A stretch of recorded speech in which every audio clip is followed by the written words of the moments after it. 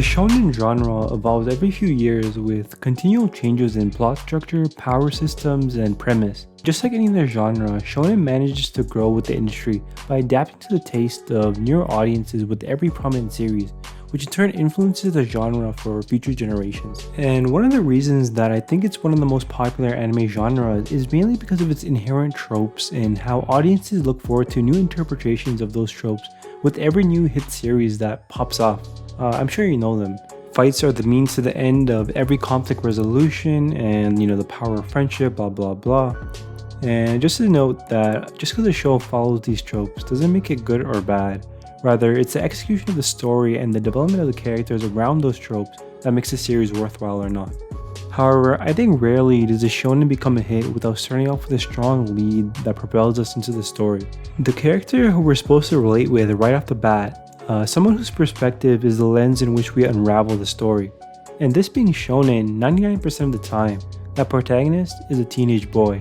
And that's by definition, that's literally what shonen means. And of course, that's a pretty appropriate title because for many guys, it's one of the easiest things to connect with, even if the target audience is teenagers. Something about overcoming conflict in your youth through extravagant fights resonates with the vast majority of guys. We had Gohan, a smart, talented son of the world's greatest fighter, who ironically hated fighting but consistently found himself at the forefront of conflict. There's Naruto, a boy shunned by the rest of society, who goes from an isolated loner to the town hero.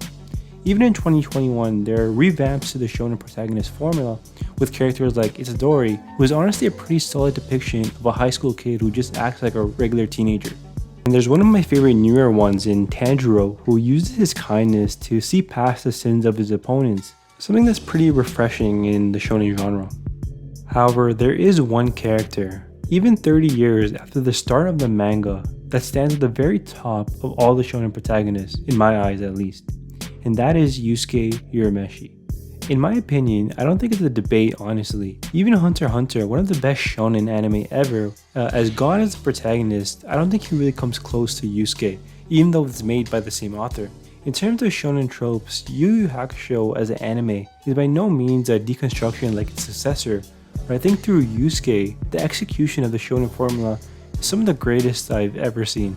And when we examine Yusuke, right at the start of the show, we are introduced to him, and we can immediately tell that he's not someone you'd really like to be friends with. Not that he's a bad person, but you can tell that he's not the best suited for a normal, everyday society.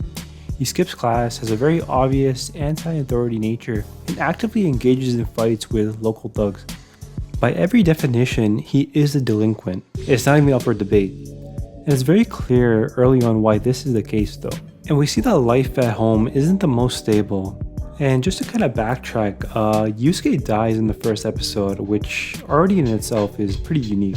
And his character journey is set up right from there. At his wake, Yusuke is amazed to see the sheer amount of care that people have for him. He's so secluded from his emotions that it takes dying to understand that there are people in the world that actually care about his well-being. He learns about Keiko's feelings for him, Kuwabara's dependence on him, and how the principal actually cares about Yusuke's future and isn't just another stupid adult. Yusuke, upon his death, he was ready to die, but it's a combination of seeing all these people care for him that makes him reconsider his decision. He accepts that he's gonna get another chance at life, understanding that if he just paid more attention to those around him, he would see that he does have a place in this world. And this is the theme and narrative of Yusuke's journey set up right at the start of episode 1. And as the show progresses, Yusuke continues to struggle with working out his inner emotions, still clinging onto that anti-authority tough guy act that he puts on just as a front. He still has a very narrow perspective of the world, but the show provides Yusuke with new people around him that make him embrace his inner emotions while discovering the new parts of life. For the rest of the series, Yusuke's main internal conflict is learning how to utilize his emotions to protect those around him. It's a good old power of friendship trope that we all know and love, only here, Yusuke struggles to bring out those emotions and use them in his fight. And when you compare that with other anime protagonists, you see that they don't have such a hard time coming to terms with their emotions, and they use that to fight for the ones that they love. And Yusuke has to learn that, which is really the beauty of his character. And I think the reason that he has such a hard time coming to terms with his inner feelings is probably because of all the strong people that he faced. None of them relied on such a thing as friendship or emotions to get what they want. And the show does an excellent, fantastic job of highlighting that conflict with every villain Yusuke faces. I actually made another video about Yusuke's relationship with the second major villain, Sensui, if you want to go check that out. But for here, I'm going to talk about the first villain, Toguro.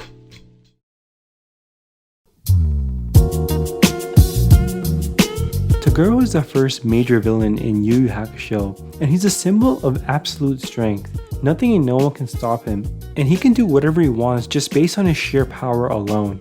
And deep down, I don't think Yusuke would admit this to anyone, but you can tell that Yusuke deeply admires this quality of Toguro, and he craved for it subconsciously. Yusuke, after learning that people in the world actually care about him, is now faced with a villain that is a stone-cold badass and can't be pushed around no matter what. And the source of Togoro's strength comes from his inability to feel anything, a fundamental separation between Toguro and his humanity. How is Yusuke supposed to beat a monster like that? And the brilliance of Togashi's writing is having Yusuke facing this direct ideological challenge head on. Maybe the previous version of Yusuke would have held Toguro at such a high standard, probably to the point of idolization. But with the help of his mentor and his new friends, he acknowledges that power like Togoro's is only obtained by distancing yourself from basic humanity. There's a major thick wall between Yusuke and his inner feelings, a result of him suppressing it all these years. If Toguro is the epitome of strength absolute at the cost of surrendering one's humanity, then it's Yusuke's mentor Genkai that teaches him that surrendering your humanity is the ultimate sign of weakness. I don't want to speak for most guys out there, but I think a lot of young men face this issue either head on or subtly through their daily lives. Do we choose to conform to the standard meaning of strength that society perceives us to have? Or are we human beings before anything else and embrace our emotions as a testament to our humanity? And in my eyes, Yusuke Urameshi is the character manifestation of this conflict. I think this is why a lot of people consider him the best protagonist, because they see a lot of themselves in Yusuke. Yusuke's journey through his adolescence is something that all boys go through. When he faces off against Toguro, it's like he's facing off with a part of him that aspires to be like Toguro, like he's fighting a potential version of himself.